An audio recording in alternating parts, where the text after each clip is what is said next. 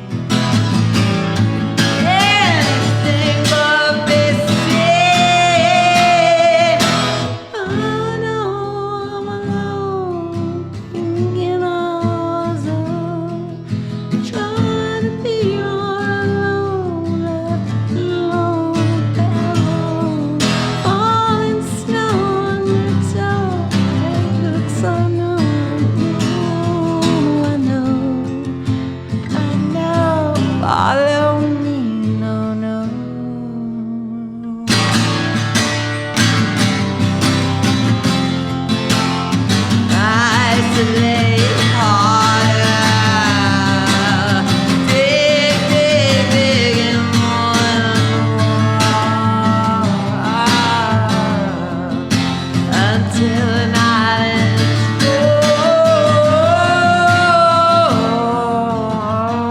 falling, ground moving below me. Anything but this year,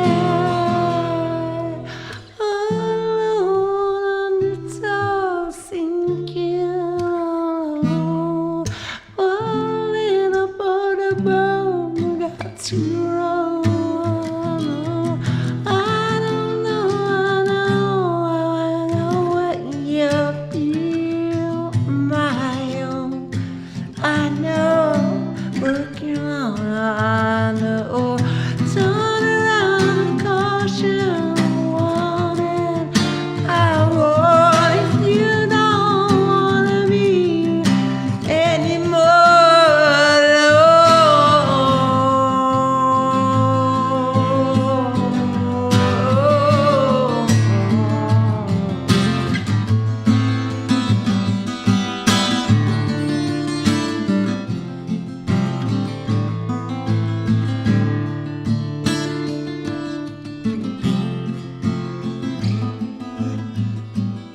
Any More Alone, song from Josh Klinghoffer and his project Plural One. The one and only member of the band? I gave it a band name because my goal in life was never to be a solo performer. I'd always wanted to be part of a group and a collective. This way, with a band name, it can become that, or different people can come and go. This was the first record I did with a producer. My dear friend Clint Walsh kind of made this record with me all of last year, and his process is to really kind of take the songs and let them sink in and become part of his flesh and blood. And it was really convenient for me because I was off doing other things. I was making record with Eddie and some other people, and by the end of the year when he had done all of his work and we kind of came together, we had this record, and it was a brand new way of working for me and a way for Clint and I to connect again. It was amazing. Josh, you've given us 3 exclusive acoustic songs that we are very glad to take hold and play from you. Will you introduce? I will, indeed. This song is called Offend. It's a simple song. It reminds me of the Tom Petty album, Full Moon Fever. You know, it's maybe a little bit darker lyrically than that, but yeah, I like this song a lot. This is Offend.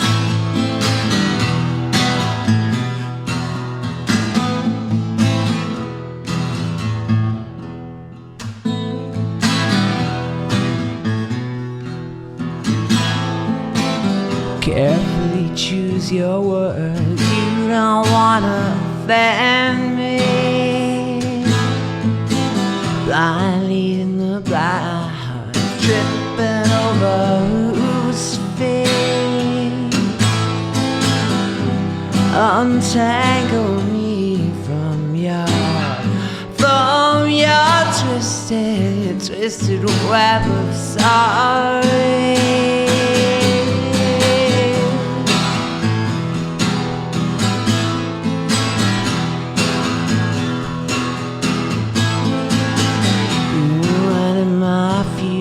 I'd go along with your weird belief. Take this on your tongue. Would you kill for me? Feel bad for me for any other reason.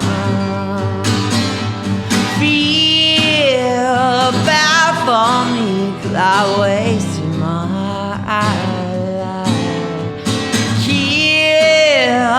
Bad people have feasted on me. This is how you want me. This is how you wanna set me off.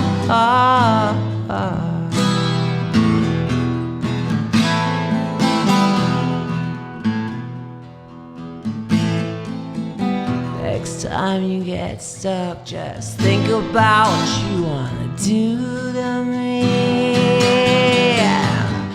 Can't figure you out. It feels to me that you don't care about me. Yeah, you don't care about anyone.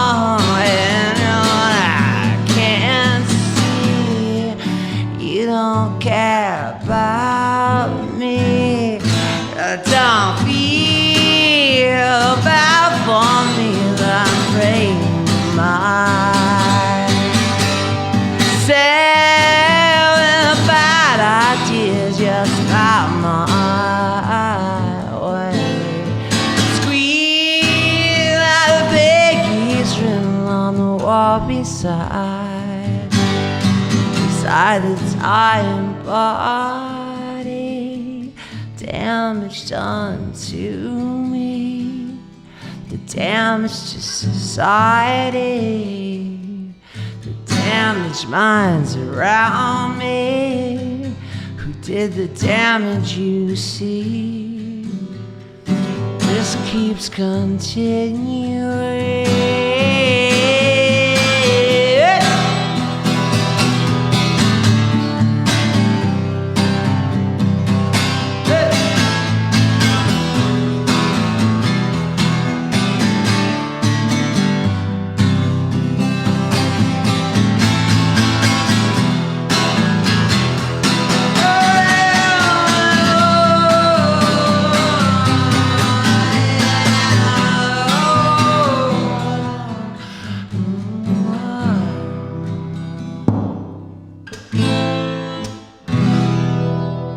It's been such an amazing musician's dream that you've been in since the beginning, I gotta say, right? Yeah. You play drums, you play everything. A bit. I mean, all the rock and roll stuff. Why do you start with drums? My memory of it is sort of wandering through Canoga Music in Canoga Park, California, up in the San Fernando Valley, and I was sort of undecided whether it was drums or guitar that I wanted to do. And then my mother said, "All right, well, your lesson's Wednesday." And I said, "What instrument?" She said, "Oh, drums. I thought you wanted drums." So that's kind of how it began. So I was still sort of on the fence and kind of wandering around being indecisive, and she made the decision for me because she must have thought that I had said drums at one point. Were you banging on things? Did you have a rhythm? Well, I always had a toy drum set, and I definitely was banging around on anything I could. So I played drums like a kid does, and then guitar kind of came once I just sort of felt like I needed to write. You know, I needed to write songs. I needed to start learning how to express myself, and I needed to learn a tonal instrument. But I still didn't really have any plans. I just sort of picked up an acoustic at camp, and before I knew it, I felt like, oh, I'm okay in a short amount of time. All right, maybe I'll keep doing this. And then I sort of left school early at 15, and then I devoted all my time to the guitar because I thought, well, I better do something with all this time. Mom was okay with that? She's like, absolutely not. No. That was the thing. I sort of tried to avoid them. I would stay up all night playing guitar in my room, and when I heard them awake, 6 o'clock or whatever in the morning, my father would get up early for work. That's when I would kind of climb into bed and call it a night. You obviously hear something and then recreate it pretty quickly just by ear.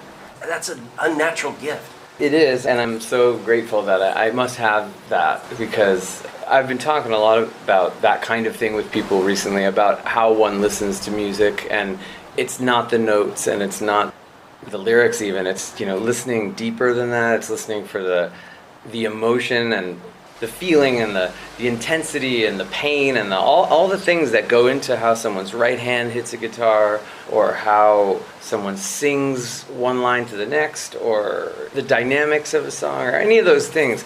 To me, from the get-go, when I listen to music, that's how I listen to it. And then luckily I also had the ability to sort of translate it. I always think of being 5 years old, and my dad made me a Beatles tape, and my uncle made me a Beach Boys tape, and one of your favorite records ever, if I'm not mistaken, is Chariots of Fire. Yes. It's one of the first records, if not the first, that I remember getting the 45 of that and spinning it on my Fisher-Price record player. That's how young I was. Those were my beginnings. You have stood shoulder to shoulder and maybe just behind on stage with so many: PJ Harvey, CeeLo Green, Black Keys, Anthony Kiedis, and Eddie now, whether it be the Earthlings and Pearl Jam. You get to that point because they realize that you have a musical acumen. Who saw that first? Was it Bob Forrest when you and Bob connected in Los Angeles? I think so. Was that the cosign? Was he the guy that said, this guy? It was Bob, I'd say, because Bob was the first person I really collaborated with. But I had a friend named Shepard who was a little bit before Bob. I was 15, I was playing drums, and Shepard, I think, was in his late 30s at the time. And we were playing with another friend of ours who was in his early 20s. And I just was thinking the other day how funny it was that group of people were actively getting together and playing music. And then 2 years later, I sort of met Bob. But I was playing drums in that first thing. And I said to Bob recently, I wouldn't play with a 15-year-old. I don't think. I couldn't see myself, hanging around with a 15-year-old these days. I mean, how do you get invited to the party when you're 15? People see something special. They hear something special. Who's the whisperer that put you there? Was it you? Were you the door knocker? I don't know. No, I certainly have never considered myself a door knocker. If anything, I'm a run and put my finger in the door before it slams, and then I peek in and slowly creep in. I mean, Bob Boris and I, the thing we started, which was so organic, and it was through his girlfriend at the time and her brother, who's my best friend and still is, and we grew up around the corner from each other, and it was just, that's neighborhood friends. Yeah, and it seemed so organic to me in that way. I was so young, but I had the dream of having a band, and that was, I think, the first show I ever played with Bob. It was myself, Bob, and Dick Stenny from Thelonious Monster, and he was in the Weirdos and a couple other bands. But I could barely consider myself a guitar player that night. I felt like I was still at the campfire at camp, and I was like, oh my, this is gonna all end terribly. So after that night, I said to myself, well, I guess you are a guitar player now, so get as good as you can. Plural One. This song is Life Kills.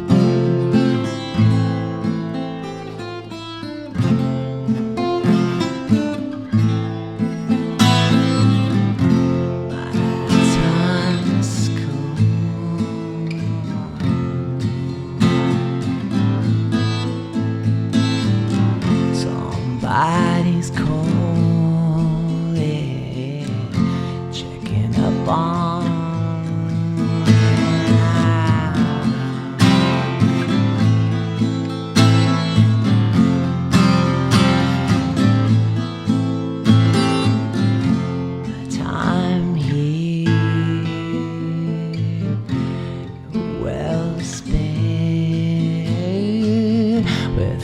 nature's tame.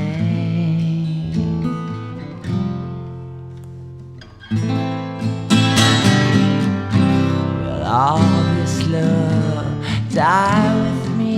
Will I be above, within reach? Life kill me, life kill me, life kill me.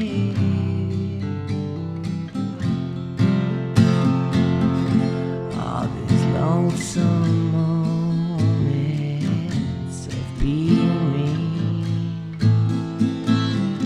I'm overcoming reality. But all this love disintegrate with me.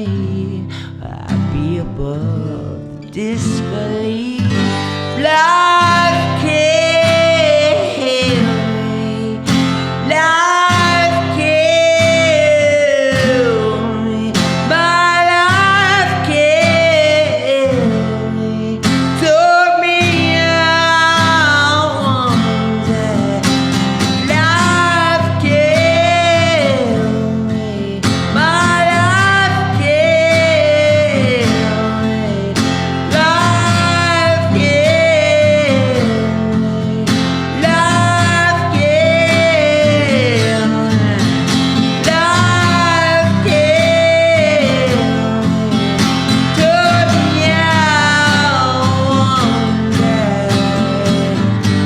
You're never gonna come in to this prison of my skin.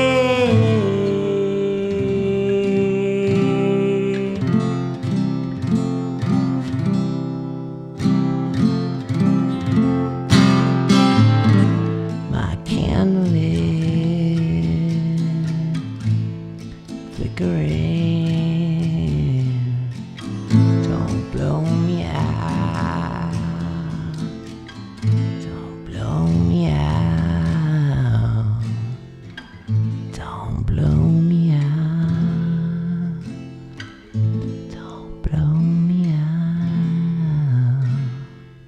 Josh Klinghoffer talking to 91X about his love of of growing up listening to the radio. Especially as time moves forward and the world changes, I'm so grateful that I got a little bit of stay up all night and tape the radio and hit the pause button and life like that. My whole childhood was spent in that kind of way. You liked a song, you had to wait for it to come on the radio again or wait for it to come on. I still have those tapes I made for myself. Right, there was a reward if you continued to leave it on and find it again. I have songs in my life like Creep by Radiohead or Cursed Female by Porno for Pyros. I will never not think of the DJ's voice because they introduced it and that's where I taped it. You know, Yeah. I remember taping things when I was 6, 7, 8, you know. So now I'm going to ask a weird question. By random chance, did you ever, because you lived near the beach or Santa Monica where you grew up, is that right? I was born in Santa Monica. Yeah, okay. But yeah. Did 91X ever creep up there? Did you ever cross paths with it? Oh, I absolutely remember 91X, and I always sort of thought of it as the coolest station, and especially kind of in the context of Pearl Jam. I feel like I have lots of memories of Pearl Jam in San Diego, because in the 90s, they sort of avoided the Los Angeles area. So I came down to see them here in San Diego several times, many times. And in 91X, like I would have the station turn to 91X whenever the earliest moment we could pick it up. But Eddie's been mentioning 91X. He had a shirt on the other day. He's got a sticker on his folder. Oh, really? Oh, yeah. And also 91 was always my number. I think of 1991 as the year that my life broke. I mean, I think that's the year that punk broke, right? In the movie, or maybe 90. You're right. But I mean, that's the year that I got all these records that sort of changed my life in a way, and these people that I've played with, they all came out in the same month or whatever. The 91 has always been a big deal for me. So 91X, I need a shirt. We'll give you a black one and a white one. Okay. If you want one of the beer for breakfast hoodies, we could probably get you one of those. Wow, it sounds comfortable and uncomfortable at the same time.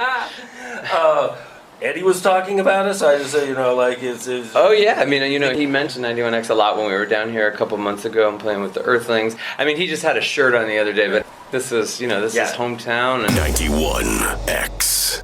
Hey, this is Eddie Vedder. I have to tell you, I never thought I'd be doing one of these. Not for 91X, which was and is my favorite station, but you're listening to the cutting edge of rock in San Diego, 91X.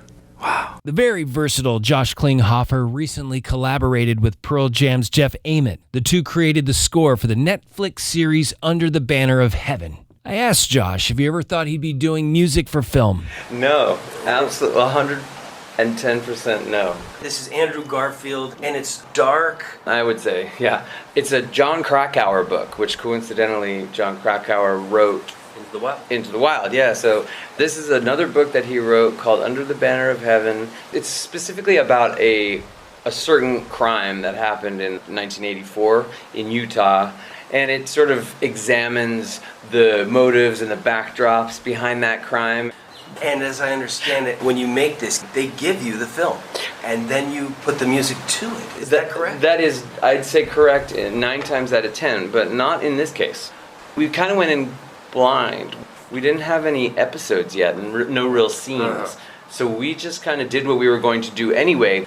It kind of worked out perfectly, and I know from other friends of mine who do this kind of thing and compose music for film and television that it can often be a bit of a back and forth. But we were given so much license from the get-go. I'm spoiled now. Yeah, and that's the follow-up to this. Now you did this with Jeff. Would you take on a task like this on your own? Was it satisfying? Any chance I get to be creative with music, or especially explore a concept, it's such a gift. When Jeff asks you to join him, what do you think? Do you go, whoa, Well, this is a symptom of my diseased brain, but when I saw Jeff sitting outside of rehearsal, kind of where I was going to be entering, my first thought was, oh, he's the one that's going to tell me, well, this new record is not so new anymore, maybe we don't need you, maybe we'll do these shows, and then that's it. That was what I thought. And we started talking, and that's when he invited me to Montana, where he lives and where he's from, to work on this music. And there was a concept from the beginning about how to do it. It's to do with the way Mark Hollis from the band Talk Talk made records. Just kind of recording the space and really respecting the room or the space that you're working in. And if you set up things in that room, if you want something quieter, you back up. If you want something louder, you bring it closer to the microphone. So Instantly, I was, salivating. It's been my dream to do things like that. I love, the fact that Jeff was able to see that I would be a worthy collaborator on this project. He was able to see in me that we had, similar enough tastes and were sort of driven by some of the same musical concepts or ideas. It couldn't have gone better. Thank you so much, Josh Klinghoffer. You are a person of unnatural instinct, and it has served you so well, and we can't wait to see what it brings all of us in the future. And thank you for being a part of 91X Best of the Show, and to you and everything that happens with Plural One. We're fans. Thank you so much. Such an honor.